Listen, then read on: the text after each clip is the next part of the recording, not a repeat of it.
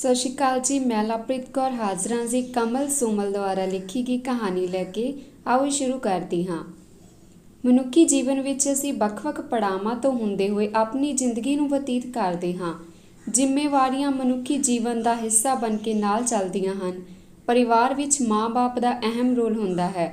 ਮਾਂ-ਬਾਪ ਇੱਕ ਪਰਿਵਾਰ ਦੀ ਸਿਰਜਣਾ ਕਰਦੇ ਹਨ। ਜਿੱਥੇ ਮਾਂ 9 ਮਹੀਨੇ ਆਪਣੇ ਪੇਟ ਅੰਦਰ ਬੱਚੇ ਦੀ ਸਿਰਜਣਾ ਕਰਦੀ ਹੈ, ਉਸੇ ਦਿਨ ਤੋਂ ਇੱਕ ਪਿਤਾ ਉਸ ਬੱਚੇ ਨੂੰ ਆਪਣੇ ਦਿਮਾਗ ਵਿੱਚ ਰੱਖ ਕੇ ਖਿਆਲ ਕਰਨੇ ਸ਼ੁਰੂ ਕਰ ਦਿੰਦਾ ਹੈ। ਮਾਂ ਸਾਨੂੰ ਜੀਵਨ ਦਿੰਦੀ ਹੈ, ਪਰ ਪਿਤਾ ਸਾਡਾ ਜੀਵਨ ਸੰਵਾਰਨ ਵਿੱਚ ਆਪਣੀ ਪੂਰੀ ਜ਼ਿੰਦਗੀ ਲਾ ਦਿੰਦਾ ਹੈ। ਜ਼ਿੰਮੇਵਾਰੀਆਂ ਵਿੱਚ ਹੀ ਇੱਕ ਵਿਅਕਤੀ ਆਪਣੀ ਪੂਰੀ ਜ਼ਿੰਦਗੀ ਲੰਘਾ ਦਿੰਦਾ ਹੈ। ਇਸੇ ਤਰ੍ਹਾਂ ਹੀ ਚਰਨ ਨੇ ਵੀ ਆਪਣੀ ਜ਼ਿੰਦਗੀ ਜ਼ਿੰਮੇਵਾਰੀਆਂ ਦੇ ਬੋਝ ਹੇਠ ਕੱਢ ਲਈ। ਚਰਨ ਸਿੰਘ ਇੱਕ ਗਰੀਬ ਪਰਿਵਾਰ ਨਾਲ ਸੰਬੰਧ ਰੱਖਦਾ ਸੀ। ਬਹੁਤ ਹੀ ਮਿਹਨਤ ਤੇ ਲਗਨ ਵਾਲਾ ਚਰਨ ਹਮੇਸ਼ਾ ਆਪਣੇ ਪਰਿਵਾਰ ਬਾਰੇ ਸੋਚਦਾ। ਚਰਨ ਦੇ 2 ਭਰਾ ਤੇ 2 ਭੈਣਾਂ ਸਨ। ਚਰਨ ਸਭ ਤੋਂ ਵੱਡਾ ਸੀ। ਚਰਨ ਦਾ ਪਿਤਾ ਇੱਕ ਦੁਕਾਨਦਾਰ ਸੀ। ਚਰਨ ਤੇ ਉਸ ਦਾ ਪਿਤਾ ਮਿਹਨਤ ਮਜ਼ਦੂਰੀ ਕਰਕੇ ਆਪਣੇ ਪਰਿਵਾਰ ਨੂੰ ਪਾਲਦੇ। ਹੌਲੀ-ਹੌਲੀ ਸਮਾਂ ਲੰਘਦਾ ਗਿਆ। ਚਰਨ ਦੇ ਸਿਰ ਜ਼ਿੰਮੇਵਾਰੀਆਂ ਦਾ ਬੋਝ ਵੱਧਦਾ ਗਿਆ। ਹੁਣ ਚਰਨ ਜਵਾਨ ਹੋ ਚੁੱਕਾ ਸੀ। ਇੱਕ ਦਿਨ ਚਰਨ ਨੂੰ ਕੁੜੀ ਵਾਲੇ ਦੇਖਣ ਆਏ ਤੇ ਚਰਨ ਦੇ ਹੱਥ ਰੁਪਈਆ ਫੜਾ ਗਏ। ਪੁਰਾਣੇ ਸਮਿਆਂ ਵਿੱਚ ਲੋਕ ਬਹੁਤ ਚੰਗੇ ਹੁੰਦੇ ਸਨ। ਲੋਕਾਂ ਦੀ ਜ਼ੁਬਾਨ ਹੀ ਇੱਟ ਤੇ ਲਕੀਰ ਸੀ। ਆਖੇ ਜਿਸ ਘਰ ਬੈਠ ਕੇ ਚਾਹ ਪਾਣੀ ਪੀ ਲਿਆ, ਕੁੜੀ ਦਾ ਰਿਸ਼ਤਾ ਉੱਥੇ ਕਰਨਾ ਹੀ ਹੈ। ਪਰ ਅੱਜ ਕੱਲ੍ਹ ਲੋਕ ਕੁੜੀਆਂ ਦੇਖ ਕੇ ਛੱਡ ਜਾਂਦੇ ਨੇ। ਉਹਨਾਂ ਦੀ ਸਿਹਤ 'ਤੇ ਕੋਈ ਅਸਰ ਨਹੀਂ ਹੁੰਦਾ। ਚਰਨ ਹੱਥ ਰੁਪਈਆ ਫੜਾ ਉਸਦੇ ਸਹੁਰੇ ਰੋਕਾ ਕਰ ਗਏ। ਸਾਲ ਬਾਅਦ ਵਿਚੋਲਾ ਸ਼ਾਹੀ ਚਿੱਠੀ ਲੈ ਕੇ ਆਇਆ। ਆਖੇ ਆਉਂਦੇ ਨਰਾਤਿਆਂ ਦਾ ਵਿਆਹ ਧਰਨਾ ਹੈ। ਦੋਵਾਂ ਪਰਿਵਾਰਾਂ ਦੀ ਸਹਿਮਤੀ ਨਾਲ ਵਿਆਹ ਦਾ ਦਿਨ ਪੱਕਾ ਹੋ ਗਿਆ। ਅਖੀਰ 1 ਸਾਲ ਪਿੱਛੋਂ ਚਰਨ ਦਾ ਵਿਆਹ ਪਾਲੋ ਨਾਲ ਹੋ ਗਿਆ। ਪਾਲੋ ਦਾ ਪਰਿਵਾਰ ਬਹੁਤ ਹੀ ਵਧੀਆ ਸੀ। ਆਪਣੀ ਪਹਿਲੀ ਵੀ ਸੀ ਪਾਲੋ ਦੇ ਪੇਕਿਆਂ ਘਰ। ਵਿਆਹ ਬਹੁਤ ਹੀ ਵਧੀਆ ਢੰਗ ਨਾਲ ਕੀਤਾ ਗਿਆ। ਉਸ ਸਮੇਂ ਵਿੱਚ ਸਾਈਕਲ ਅੱਜ ਦੇ ਮੋਟਰਸਾਈਕਲ ਦੇ ਬਰਾਬਰ ਸੀ। ਚਰਨ ਨੂੰ ਦਾਜ ਵਿੱਚ ਸਾਈਕਲ ਦਿੱਤਾ ਗਿਆ। ਪਾਲੋ ਬਹੁਤ ਹੀ ਸੰਸਕਾਰੀ, ਹਰ ਕੰਮ ਵਿੱਚ ਪੂਰੀ ਨਿਪੁੰਨ ਸੀ। ਸਿਲਾਈ ਕਢਾਈ ਤੇ ਘਰ ਦੇ ਕੰਮ ਸਭ ਜਾਣਦੀ ਸੀ। ਪਾਲੋ ਹਮੇਸ਼ਾ ਆਪਣੇ ਪਰਿਵਾਰ ਨੂੰ ਇੱਕ ਕੜੀ ਵਿੱਚ ਪਰੋ ਕੇ ਰੱਖਣਾ ਚਾਹੁੰਦੀ ਸੀ। ਦਿਨ ਲੰਘਦੇ ਗਏ। ਘਰ ਦੀ ਗਰੀਬੀ ਦਾ ਬੋਝ ਚਰਨ ਸਿਰ ਪੈ ਗਿਆ। ਪਾਲੋ ਨਾਲੇ ਘਰ ਦਾ ਕੰਮ ਕਰਦੀ, ਵਿਹਲੇ ਸਮੇਂ ਵਿੱਚ ਕੁੜੀਆਂ ਨੂੰ ਕੱਪੜੇ ਸਿਖਾਉਂਦੀ ਤੇ ਲੋਕਾਂ ਦੇ ਕੱਪੜੇ ਸਿਉਂ ਕੇ ਦਿੰਦੀ। ਬਦਲੇ ਵਿੱਚ ਜਿੰਨੇ ਪੈਸੇ ਮਿਲਦੇ ਆਪਣੀ ਸੱਸ ਨੂੰ ਘਰ ਦੇ ਖਰਚੇ ਲਈ ਦੇ ਦਿੰਦੀ। ਦਿਨੋਂ ਦਿਨ ਪਰਿਵਾਰ ਦੀਆਂ ਜ਼ਰੂਰਤਾਂ ਵਧਦੀਆਂ ਗਈਆਂ। ਚਰਨ ਤੋਂ ਛੋਟਾ ਭਰਾ ਪਾਣੀ ਸਪਲਾਈ ਵਿਭਾਗ ਵਿੱਚ ਕੋਰਸ ਕਰਨ ਲੱਗਾ। ਉਸ ਦੀ ਪੜ੍ਹਾਈ 'ਤੇ ਵੀ ਬਹੁਤ ਖਰਚਾ ਆਉਂਦਾ ਸੀ। 2 ਭੈਣਾਂ ਦਾ ਵਿਆਹ ਵੀ ਕਰਨਾ ਸੀ। ਅਖੀਰ ਆਪਣੀ ਜ਼ਿੰਮੇਵਾਰੀ ਨੂੰ ਸਮਝਦਾ ਹੋਇਆ ਚਰਨ ਘਰ ਦੀ ਗਰੀਬੀ ਨੂੰ ਦੂਰ ਕਰਨ ਲਈ ਵਿਦੇਸ਼ ਚਲਾ ਗਿਆ। ਉਸ ਤੋਂ ਬਾਅਦ ਪਾਲੋ ਸਾਰੇ ਘਰ ਦਾ ਕੰਮ ਕਰਦੀ, ਪਰ ਉਸ ਦੀ ਕਦਰ ਕੋਈ ਨਾ ਜਾਣਦਾ। ਉਲਟਾ ਚਰਨ ਨੂੰ ਚਿੱਠੀ ਪਾ ਪਾਲੋ ਦੇ ਵਿਰੁੱਧ ਕਰਦੀ। ਚਰਨ ਦੇ ਵਿਦੇਸ਼ ਜਾਣ ਤੋਂ ਕੁਝ ਮਹੀਨੇ ਬਾਅਦ ਪਾਲੋ ਦੀ ਕੁੱਖੋਂ ਇੱਕ ਧੀ ਨੇ ਜਨਮ ਲਿਆ। ਸਾਰੇ ਪਾਲੋ ਨੂੰ ਮਿਹਣੇ ਮਾਰਦੇ। ਪਹਿਲਾ ਜੀ ਜੰਮਿਆ ਉਹ ਵੀ ਪੱਥਰ।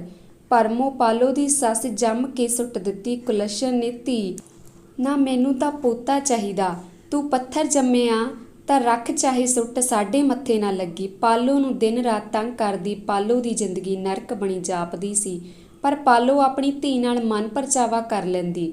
ਪਤੀ ਵੀ ਬਗਾਨੇ ਦੇਸ਼ ਦੀ ਤੇ ਪਾਲੋ ਅਨਪੜ੍ਹ ਸੀ, ਕੋਈ ਚਿੱਠੀ ਪੱਤਰ ਲਿਖਣਾ ਨਹੀਂ ਸੀ ਜਾਣਦੀ। ਇਸ ਤਰ੍ਹਾਂ ਪਾਲੋ ਆਪਣੇ ਦਿਲ ਦੀ ਗੱਲ ਕਿਸੇ ਨਾਲ ਸਾਂਝੀ ਨਾ ਕਰਦੀ, ਬਸ ਆਪਣੀ ਅਣਭੋਲ ਬੱਚੀ ਨੂੰ ਆਪਣੇ ਦਿਲ ਦਾ ਦਰਦ ਸੁਣਾ ਦਿੰਦੀ। ਕੁਝ ਮਹੀਨੇ ਬਾਅਦ ਪਾਲੋ ਦੀ ਧੀ ਬਿਮਾਰ ਹੋ ਗਈ। ਸੱਸ ਨੂੰ ਆਪਣੀ ਧੀ ਦਾ ਇਲਾਜ ਕਰਵਾਉਣ ਲਈ ਕਿਹਾ, ਪਰ ਪਰਮੋ ਤਾਂ ਪਹਿਲਾਂ ਹੀ ਚਾਹੁੰਦੀ ਸੀ ਕਿ ਉਸ ਦੀ ਧੀ ਮਰ ਜਾਵੇ। ਪਾਲੋ, ਬੀਬੀ ਕੱਲ ਰਾਤ ਦੀ ਕਾਕੀ ਬਿਮਾਰ ਹੈ। ਪਰਮੋ, ਮੈਂ ਕੀ ਕਰਾਂ? ਸੁੱਟ ਦੇ ਕਿਸੇ ਖੂਹ ਖਾਤੇ ਵਿੱਚ। ਪਾਲੋ, ਹਾੜੇ ਨਾ ਬੀਬੀ, ਐ ਨਾ ਬੋਲੋ, ਇਸ ਅਣਭੋਲ ਦਾ ਕੀ ਕਸੂਰ ਆ? ਇਹ ਤਾਂ ਰੱਬ ਦਾ ਭੇਜਿਆ ਜੀ ਆ। ਪਰਮੋ, ਲੈ ਜਾ ਇਹਨੂੰ ਮੇਰੀਆਂ ਅੱਖਾਂ ਤੋਂ ਦੂਰ ਹੈ, ਮੈਂ ਨਹੀਂ ਪੈਸੇ ਮੇਰੇ ਕੋਲ ਇਹਦਾ ਇਲਾਜ ਕਰਵਾਉਣ ਲਈ। ਪਾਲੋ ਆਪਣੇ ਕਮਰੇ ਵਿੱਚ ਆ ਧੀ ਨੂੰ ਹਿੱਕ ਨਾਲ ਰੋਣ ਲੱਗ ਪਈ। ਪਾਲੋ ਘਰ ਵਿੱਚ ਹੀ ਆਪਣੀ ਧੀ ਦਾ ਖਿਆਲ ਰੱਖਦੀ, ਨਾ ਉਹ ਆਪਣੇ ਮਾਂ-ਬਾਪ ਨੂੰ ਕਿਸੇ ਹੱਥ ਸੁਨੇਹਾ ਭੇਜ ਸਕਦੀ ਸੀ। ਧੀ ਦੀ ਦਵਾ ਦਾਰੂ ਨਾ ਹੋਣ ਕਰਕੇ ਕਿਸੇ ਬਿਮਾਰੀ ਕਾਰਨ ਪਾਲੋ ਦੀ ਧੀ ਦੀ ਮੌਤ ਹੋ ਗਈ। ਉਸ ਦੀ ਧੀ ਦਾ ਜ਼ਿੰਮੇਵਾਰ ਚਰਨ ਦੇ ਮਾਤਾ-ਪਿਤਾ ਨੇ ਪਾਲੋ ਦੇ ਪੇਕਿਆਂ ਨੂੰ ਦੱਸਿਆ। ਇਸ ਤਰ੍ਹਾਂ ਚਰਨ ਨੂੰ ਪਾਲੋ ਦੇ ਖਿਲਾਫ ਕਰਦੇ ਰਹੇ। ਪਾਲੋ ਦਿਨ ਰਾਤ ਆਪਣੀ ਧੀ ਨੂੰ ਯਾਦ ਕਰਦੀ ਰੋਂਦੀ ਰਹਿੰਦੀ, ਪਰ ਪਰਿਵਾਰ ਵਿੱਚ ਕੋਈ ਵੀ ਪਾਲੋ ਦਾ ਦਰਦ ਨਾ ਵੰਡਾਉਂਦਾ। ਵਿਦੇਸ਼ ਵਿੱਚ ਚਰਨ ਦਿਨ ਰਾਤ ਕਮਾਈ ਕਰਦਾ ਤੇ ਆਪਣੇ ਘਰ ਦੀਆਂ ਜ਼ਿੰਮੇਵਾਰੀਆਂ ਦੇ ਬੋਝ ਨੂੰ ਘੱਟ ਕਰਨ ਦੀ ਕੋਸ਼ਿਸ਼ ਕਰਦਾ। ਹੁਣ ਚਰਨ ਨੂੰ ਵਿਦੇਸ਼ ਗਏ ਨੂੰ 3 ਸਾਲ ਹੋ ਗਏ ਸੀ। ਇਹਨਾਂ 3 ਸਾਲਾਂ ਵਿੱਚ ਪਾਲੋ ਦੀ ਹਾਲਤ ਬਹੁਤ ਤਰਸਯੋਗ ਹੋ ਗਈ ਸੀ। ਦਿਨ ਰਾਤ ਪਾਲੋ ਘਰ ਦੇ ਕੰਮ ਕਰਦੀ ਤੇ ਨਾਲੇ ਸੱਸ ਸਹੁਰੇ ਦੇ ਤਾਨੇ ਮਿਹਣੇ ਸੁਣਦੀ। 3 ਸਾਲ ਬਾਅਦ ਚਰਨ ਵਿਦੇਸ਼ੋਂ ਵਾਪਸ ਆਇਆ। ਆਉਂਦੇ ਸਾਰ ਹੀ ਚਰਨ ਨੇ ਘਰ ਦੀ ਉਸਾਰੀ ਸ਼ੁਰੂ ਕਰ ਦਿੱਤੀ। ਉਹ ਚਾਹੁੰਦਾ ਸੀ ਕਿ ਆਪਣੇ ਪਰਿਵਾਰ ਨੂੰ ਵਧੀਆ ਜ਼ਿੰਦਗੀ ਦੇਵੇ। ਪਿੰਡ ਵਿੱਚ ਗੱਲਾਂ ਹੋਣ ਲੱਗੀਆਂ, ਆਖੇ ਚਰਨ ਬਾਹਰੋਂ ਆਇਆ, ਪਤਾ ਨਹੀਂ ਕਿੰਨੇ ਪੈਸੇ ਕਮਾ ਕੇ ਜੋ ਹੁਣ ਉਹ ਪੱਕਾ ਘਰ ਬਣਾਉਣ ਲੱਗਿਆ ਹੋਇਆ ਏ। ਕੁਝ ਹੀ ਸਮੇਂ 'ਚ ਚਰਨ ਸਿੰਘ ਨੇ ਬਹੁਤ ਹੀ ਵਧੀਆ ਘਰ ਬਣਾ ਲਿਆ। ਉਹ ਆਪਣੇ ਭਰਾਵਾਂ ਦਾ ਵੀ ਬਹੁਤ ਧਿਆਨ ਰੱਖਦਾ ਸੀ, ਕਿਉਂਕਿ ਉਸਦੇ ਭਰਾ ਛੋਟੇ ਸੀ ਤਾਂ ਉਹਨਾਂ ਲਈ ਵੀ ਚਰਨ ਨੇ ਪੱਕੇ ਮਕਾਨ ਖੜੇ ਕਰ ਦਿੱਤੇ। ਇਸ ਤਰ੍ਹਾਂ ਚਰਨ ਨੇ ਆਪਣੇ ਪਰਿਵਾਰ ਨੂੰ ਵਧੀਆ ਜ਼ਿੰਦਗੀ ਵਿੱਚ ਲੈ ਆਇਆ। ਹੁਣ ਚਰਨ ਨੂੰ ਆਪਣੀਆਂ ਜਵਾਨ ਹੋਈਆਂ ਭੈਣਾਂ ਦੀ ਫਿਕਰ ਹੋਣ ਲੱਗੀ। ਉਸਦੇ ਛੋਟੇ ਭਰਾ ਦੀ ਪੜ੍ਹਾਈ ਵੀ ਪੂਰੀ ਹੋ ਚੁੱਕੀ ਸੀ। ਚਰਨ ਚਾਹੁੰਦਾ ਸੀ ਕਿ ਉਸਦੀਆਂ ਭੈਣਾਂ ਦਾ ਵਿਆਹ ਇੱਕ ਵਧੀਆ ਪਰਿਵਾਰ ਵਿੱਚ ਹੋਵੇ। ਹੁਣ ਚਰਨ ਇਕੱਲਾ ਇਹਨਾਂ ਜ਼ਿੰਮੇਵਾਰੀਆਂ ਨੂੰ ਨਹੀਂ ਚੱਕ ਸਕਦਾ ਸੀ। ਉਸਨੇ ਆਪਣੇ ਛੋਟੇ ਭਰਾ ਨੂੰ ਕੋਈ ਕੰਮ ਕਾਰ ਕਰਨ ਲਈ ਕਿਹਾ, ਪਰ ਜ਼ਿਆਦਾ ਪੜ੍ਹਿਆ ਲਿਖਿਆ ਹੋਣ ਕਰਕੇ ਉਹ ਕੋਈ ਪ੍ਰਾਈਵੇਟ ਨੌਕਰੀ ਨਹੀਂ ਕਰਨਾ ਚਾਹੁੰਦਾ ਸੀ। ਪਰਿਵਾਰ ਦੇ ਕਹਿਣ 'ਤੇ ਮੀਤਾ, ਚਰਨ ਦਾ ਛੋਟਾ ਭਰਾ, ਪ੍ਰਾਈਵੇਟ ਨੌਕਰੀ ਕਰਨ ਲੱਗਾ। ਪਰਿਵਾਰ ਵੱਲੋਂ ਭੈਣਾਂ ਲਈ ਮੁੰਡਿਆਂ ਦੀ ਭਾਲ ਹੋਣ ਲੱਗੀ। ਮੀਤੇ ਨੂੰ ਨੌਕਰੀ 'ਤੇ ਲੱਗੇ ਨੂੰ ਹੁਣ 6 ਮਹੀਨੇ ਹੋ ਚੁੱਕੇ ਸਨ। ਤਨਖਾਹ ਵੀ ਬਹੁਤ ਵਧੀਆ ਸੀ। ਚਰਨ ਨੂੰ ਇਹ ਆਸ ਸੀ ਕਿ ਹੁਣ ਜਦੋਂ ਭੈਣਾਂ ਦਾ ਵਿਆਹ ਕਰਨਾ ਹੋਵੇਗਾ ਤਾਂ ਮੀਤਾ ਉਸਦੀ ਮਦਦ ਜ਼ਰੂਰ ਕਰੇਗਾ।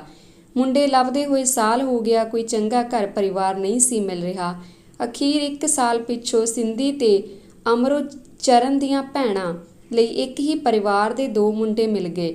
ਉਹ ਦੋਵੇਂ ਸਕੇ ਭਰਾ ਸਨ। ਵੱਡਾ ਫੌਜੀ ਸੀ ਤੇ ਛੋਟੇ ਦੀ ਆਪਣੀ ਦੁਕਾਨ ਸੀ।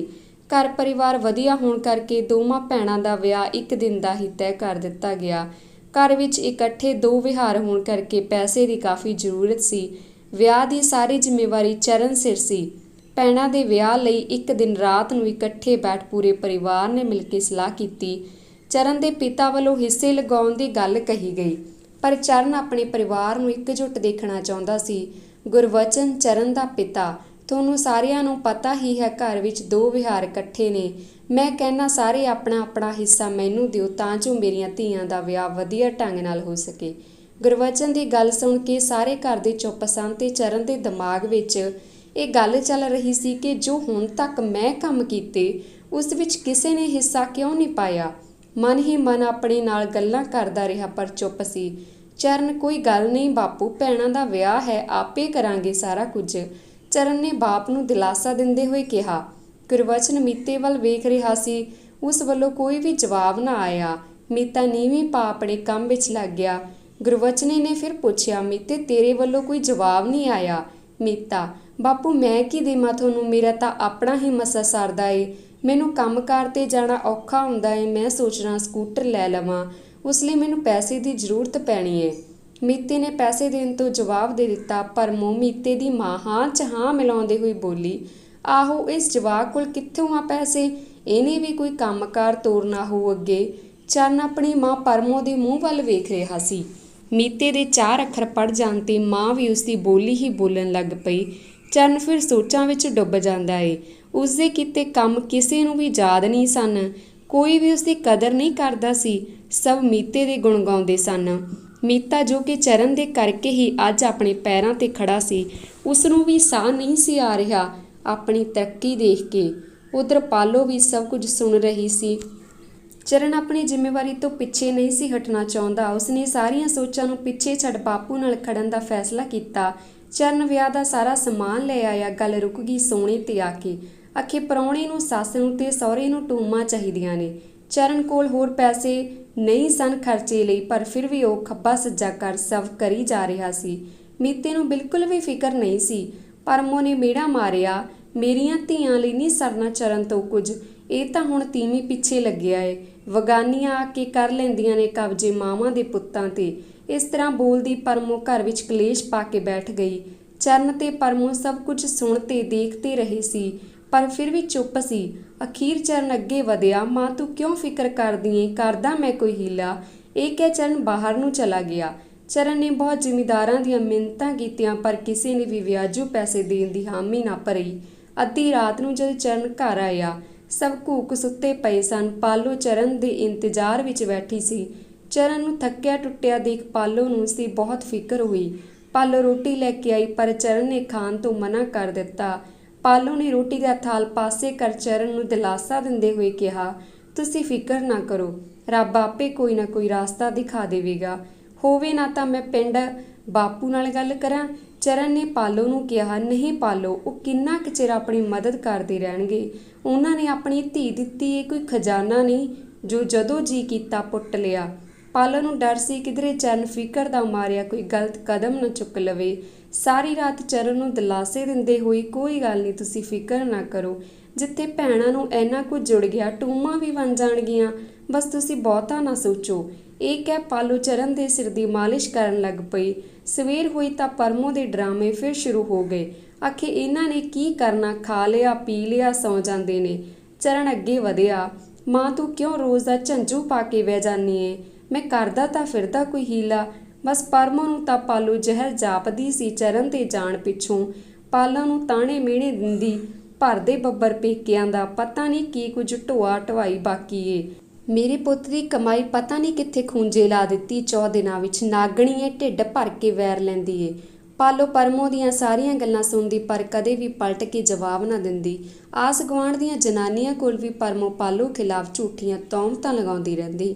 ਪਾਲੋ ਕਦੇ ਵੀ ਚਰਨ ਨੂੰ ਮਾਂ ਦੇ ਖਿਲਾਫ ਨਾ ਕਰਦੀ, ਬਸ ਆਪਣੀ ਮਾਂ ਸਮਾਨ ਸਮਝਦੀ, ਉਸਦੀ ਇੱਜ਼ਤ ਕਰਦੀ।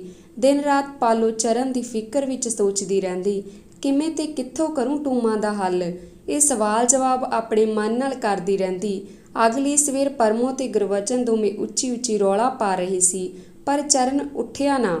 ਗੁਰਬਚਨ ਤੇ ਪਰਮੋ ਨੇ ਘਰ ਸਿਰ ਤੇ ਚੁੱਕਿਆ ਹੋਇਆ ਸੀ ਪਰ ਅੱਜ ਚਰਨ ਖਾਮੋਸ਼ ਆਪਣੇ ਕਮਰੇ ਵਿੱਚ ਪਿਆ ਸੀ। ਪਾਲੋ ਨੇ ਅੰਦਰ ਆ ਕੇ ਚਰਨ ਨੂੰ ਆਵਾਜ਼ ਦਿੱਤੀ, ਸੁਣਦੇ ਹੋ ਜੀ? ਬਾਹਰ ਬੀਬੀ ਤੇ ਬਾਪੂ ਜੀ ਲੜੀ ਜਾਂਦੇ ਨੇ, ਉੱਠ ਕੇ ਬਾਹਰ ਆਓ। ਪਰ ਚਰਨ ਉਦਾਸ ਸੀ। ਉਹ ਹੁਣ ਘਰ ਦੀ ਹਰ ਰੋਜ਼ ਦੀ ਲੜਾਈ ਤੋਂ ਤੰਗ ਆ ਚੁੱਕਾ ਸੀ। ਬਾਹਰ ਉਹਨਾਂ ਦੀਆਂ ਆਵਾਜ਼ਾਂ ਚਰਨ ਦੇ ਕਮਰੇ ਤੱਕ ਗੂੰਜ ਪਾ ਰਹੀਆਂ ਸਨ ਪਰ ਚਰਨ ਹੁਣ ਕੁਝ ਵੀ ਨਹੀਂ ਬੋਲਣਾ ਚਾਹੁੰਦਾ ਸੀ। ਉਹ ਮਜਬੂਰ ਸੀ। ਪਾਲੋ ਨੂੰ ਉਸਦੀ ਬੇਵਸੀ ਉਸਦੇ ਚਿਹਰੇ ਤੋਂ ਸਾਫ਼ ਦਿਖਾਈ ਦੇ ਰਹੀ ਸੀ। ਪਾਲੋ ਚਰਨ ਨੂੰ ਪਰੇਸ਼ਾਨ ਹੋਇਆ ਦੇਖ ਆਪਣੇ ਕਮਰੇ ਦੇ ਅੰਦਰ ਗਈ ਤੇ ਉਸਨੇ ਆਪਣੀ ਪੇਟੀ ਖੋਲ੍ਹੀ ਤੇ ਆਪਣੀ ਪੇਕਿਆਂ ਵੱਲੋਂ ਪਾਈਆਂ ਟੂਮਾਂ ਚਰਨ ਕੋਲ ਰੱਖਦੇ ਹੋਏ ਡਰਦੀ ਆਵਾਜ਼ 'ਚ ਫਿਰ ਕਿਹਾ, ਇਹ ਲਓ ਮੇਰੀਆਂ ਟੂਮਾਂ ਤੇ ਦੇ ਦਿਓ ਬੀਬੀ ਨੂੰ। ਚਰਨ ਇੱਕ ਪਲ ਪਾਲੋ ਦੇ ਚਿਹਰੇ ਵੱਲ ਇੰਝ ਦੇਖ ਰਿਹਾ ਸੀ ਜਿਵੇਂ ਕੋਈ ਫਰਿਸ਼ਤਾ ਹੋਵੇ। ਕੁਝ ਪਲ ਉਸਨੂੰ ਤੱਕਣ ਤੋਂ ਬਾਅਦ ਚਰਨ ਬੋਲਿਆ, ਕਿੱਥੇ ਦੇਵਾਂਗਾ ਮੈਂ ਤੇਰਾ ਕਰਜ਼ਾ? ਪਾਲੋ, ਕਾਹਦਾ ਕਰਜ਼ਾ? ਨਣਦਾਂ ਵੀ ਭੈਣਾਂ ਬਰਾਬਰ ਹੁੰਦੀਆਂ ਨੇ, ਨਾਲੇ ਮੈਂ ਕਦੇ ਵੀ ਕਿਸੇ 'ਚ ਫਰਕ ਨਹੀਂ ਕਰਦੀ। ਹੁਣ ਆਪਾਂ ਨੂੰ ਜ਼ਰੂਰਤ ਹੈ, ਜਦੋਂ ਤੁਹਾਡੇ ਕੋਲ ਪੈਸੇ ਹੋਣਗੇ ਤਾਂ ਤੁਸੀਂ ਮੈਨੂੰ ਹੋਰ ਬਣਵਾ ਦਿਓ ਟੂਮਾਂ। ਚਰਨ ਨੂੰ ਫੜਾ ਕੇ ਕਮਰੇ ਤੋਂ ਬਾਹਰ ਜਾਣ ਲਈ ਕਿਹਾ। ਚਰਨ ਜਿਵੇਂ ਹੀ ਬਾਹਰ ਗਿਆ ਤਾਂ ਸਾਰੇ ਚੁੱਪ ਕਰ ਗਏ। ਚਰਨ, ਦੱਸ ਬੀਬੀ ਕੀ ਹੋਇਆ? ਕਿਉਂ ਐਵੇਂ ਸਾਰਾ ਦਿਨ ਘਰ 'ਚ ਕਲੇਸ਼ ਰੱਖਦੀ ਏ? ਪਰਮੋ ਗੁੱਸੇ ਵਿੱਚ ਬੋਲੀ, ਆਹੋ ਲਾ ਦਿੱਤੀ ਉਂਗਲ ਤੈਨੂੰ ਅੰਦਰ ਜਾ ਕੇ, ਭਰ ਗਿਆ ਢਿੱਡ, ਮੈਂ ਹੀ ਮਾੜੀ ਆਂ। ਕੱਲ੍ਹ ਦੀਆਂ ਆਈਆਂ ਚੰਗੀਆਂ ਲੱਗਣ ਲੱਗ ਗਈਆਂ। ਮਾਂ ਹੀ ਮਾੜੀ ਏ ਜਿਹਨੇ ਤੈਨੂੰ ਇੰਨਾ ਵੱਡਾ ਕਰਤਾ। ਪਾਲੋ ਤੇ ਚਰਨ ਨੂੰ ਅਵਾ ਤਵਾ ਬੋਲਦੀ ਪਰਮੋ ਭਾਂਡੇ 'ਚ ਭਾਂਡਾ ਮਾਰਨ ਲੱਗੀ। ਚਰਨ, ਮਾਂ ਤੂੰ ਕਿਉਂ ਹਮੇਸ਼ਾ ਪਾਲੋ ਨੂੰ ਮੰਦਾ ਬੋਲਦੀ ਏ? ਉਹ ਤਾਂ ਆਪਣੇ ਘਰ ਦਾ ਭਲਾ ਚਾਹੁੰਦੀ ਏ। ਪਰਮੋ, ਆਹੋ ਜਾਣਦੀ ਆਂ ਮੈਂ ਇਹਨੂੰ, ਵੱਡੀ ਨੂੰ ਆ ਗਈ ਏ ਭਲਾ ਕਰਨ ਵਾਲੀ। ਚਰਨ ਆਪਣੇ ਕਮਰੇ ਵਿੱਚ ਗਿਆ ਤੇ ਟੂਮਾਂ ਵਾਲੀ ਪੋਟਲੀ ਲਿਆ ਪਰਮੋ ਦੇ ਅੱਗੇ ਸੁੱਟ ਦਿੱਤੀ। ਗੁੱਸੇ ਵਿੱਚ ਬੋਲਣ ਲੱਗਾ, ਲੈ ਮਾਂ, ਹੋਣਾ ਤਾਂ ਸਾਡਾ ਨਿਫਲ ਹੀ ਆ, ਚੱਕ ਲਾ ਟੂਮਾਂ। ਪਾਲੋ ਨੇ ਆਪਣੇ ਪੇਕਿਆਂ ਵੱਲੋਂ ਪਾਈਆਂ ਟੂਮਾਂ ਭੈਣਾਂ ਨੂੰ ਪਾਉਣ ਲਈ ਕਿਹਾ ਏ। ਸਾਡੀ ਤਾਂ ਜ਼ਿੰਮੇਵਾਰੀ ਏ, ਅਸੀਂ ਨਹੀਂ ਭੱਜਦੇ ਕਿਸੇ ਤੋਂ। ਇਹ ਵਿਹਾਰ ਬਹੁਤ ਹੀ ਵਧੀਆ ਢੰਗ ਨਾਲ ਕਰੂੰ ਮੈਂ। ਇਹ ਕਹਿ ਚਰਨ ਫਿਰ ਆਪਣੇ ਕਮਰੇ ਵਿੱਚ ਜਾ ਕੇ ਪੈ ਗਿਆ। ਧੰਨਵਾਦ ਜੀ। ਜੇਕਰ ਵੀਡੀਓ ਵਧੀਆ ਲੱਗੀ ਪਲੀਜ਼ ਲਾਈਕ ਕਰਨਾ, ਸ਼ੇਅਰ ਕਰਨਾ ਤੇ ਸਬਸਕ੍ਰਾਈਬ ਕਰਨਾ। ਅਗਲੇ ਭਾਗ ਨੂੰ ਦੇਖਣ ਲਈ ਜੁੜੇ ਰਹੋ ਸਾਡੇ ਨਾਲ।